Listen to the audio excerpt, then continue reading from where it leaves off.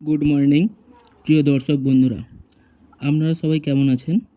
আশা করি ভালো আছেন। ভগবানের কৃপায় সবাই সুস্থ থাকুন, ভালো থাকুন এবং অপরকে সহযোগিতা করুন।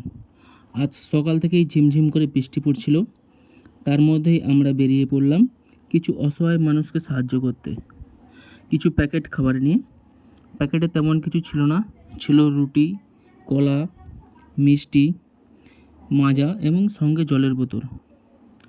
আমরা সকাল সকাল উঠে প্যাকেটগুলো রেডি করে নিলাম, তারপরেই বেরিয়ে পড়লাম খাবার দিতে। দেখুন বন্ধুরা, যেতে যেতে সামনে একজনের সঙ্গে দেখা হলো।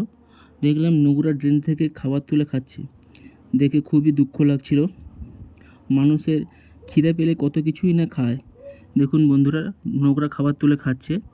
আমরা ওকে আটকালাম এবং আমাদের প্যাকেট করে নিয়ে যাওয়া খাবার এই অসহায় মানুষটিকে দিলাম। এই অসহায় মানুষটিকে দেখে খুবই দুঃখ লাগছিল, কিন্তু আমাদের কিছু করার নেই। আমাদের যতটুকু সামর্থ্য আমরা সহযোগিতা করেছি। আপনারাও পথে ঘাটে এমন মানুষ দেখলে অবশ্যই সহযোগিতা করবেন।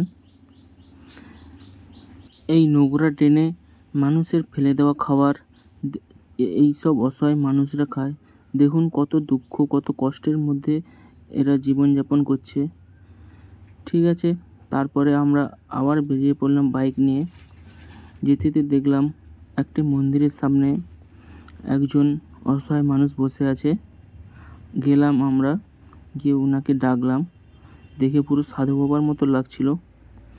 যাই হোক, আমরা আমাদের নিয়ে যাওয়া প্যাকেট করা খাবার ওনাকে দিলাম। প্রথমে আমরা জল দিয়ে ওই মানুষটির হাত ধুয়ে দিলাম। এটি একটি মনসা মাতার মন্দির দেখে লাগছিল। তারপরে আমরা আমাদের নিয়ে যাওয়া খাবারটি দিলাম। দেখুন এই মানুষটি মাজাটা কত তৃপ্তির সঙ্গে খাচ্ছে, ভালো লাগলো আমাদের দেখে। ঠিক আছে, তো তারপরে আস্তে আস্তে করে প্যাকেটে করে নিয়ে যাওয়া খাবারগুলি সব খেলো।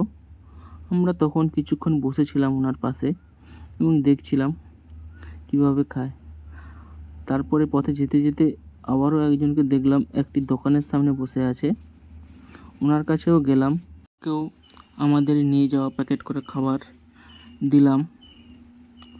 ওনাকে দেখে খুব ক্ষুধার্ত মনে হচ্ছিল। প্রথমে জলটা দিলাম, তারপরে ওনাকে খাবার দিলাম। দেখুন, মানুষ ক্ষুধার্ত থাকলে কত কষ্ট, কত দুঃখের মধ্যে থাকে।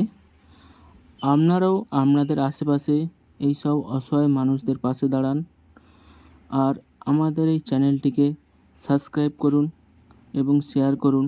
আপনারাও চাইলে আমাদের সাথে যুক্ত হতে পারেন এবং এই সমস্ত অসহায় মানুষদের সহযোগিতা করতে পারেন। ধন্যবাদ। সবাই ভালো থাকুন, সুস্থ থাকুন।